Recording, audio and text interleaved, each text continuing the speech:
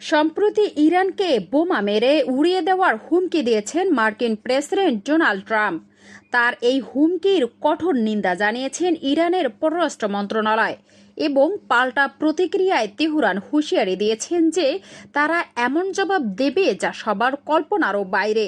সোমবার সামাজিক যোগাযোগ মাধ্যম এক্সে দেওয়া এক বিবৃতিতে ইরানের পররাষ্ট্র মন্ত্রণালয়ের মুখপাত্র ইসমাইল বাঘাই ট্রাম্পের হুমকিকে আন্তর্জাতিক শান্তি ও নিরাপত্তার মৌলিক চেতনার প্রতি গুরুতর অবমাননা বলে অভিহিত করেছেন। তিনি বলেন এটি জাতিসংঘ সনদ লঙ্ঘন করে এবং আইএই এর নিরাপত্তা সংক্রান্ত বিধানগুলোর পরিপন্থী। বাঘাইল আরও হুঁশিয়ারি দিয়ে বলেন, যুক্তরাষ্ট্র যদি যুদ্ধের পথ বেছে নেয় তাহলে ইরান এমন পাল্টা জবাব দেবে যা সবার কল্পনারও বাইরে। মধ্যপ্রাচ্যের আগুন জ্বলে উঠবে এবং আমেরিকা তার ভয়াবহ পরিণতি ভোগ করবে। এর আগে স্থানীয় সময় রোববার নতুন এক হুমকি দিয়ে ট্রাম্প বলেন, ইরান যদি যুক্তরাষ্ট্রের সঙ্গে চুক্তি না করে তাহলে দেশটির বিরুদ্ধে সামরিক হামলা ও কঠোর নিষেধাজ্ঞা আরোপ করা হবে।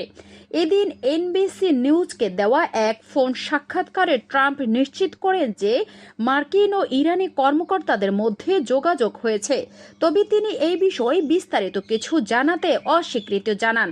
বরং সরাসরি হুঁশিয়ারি দিয়ে বলেন, যদি তারা চুক্তি না করে তাহলে বোমা মেরে উড়িয়ে দেওয়া হবে।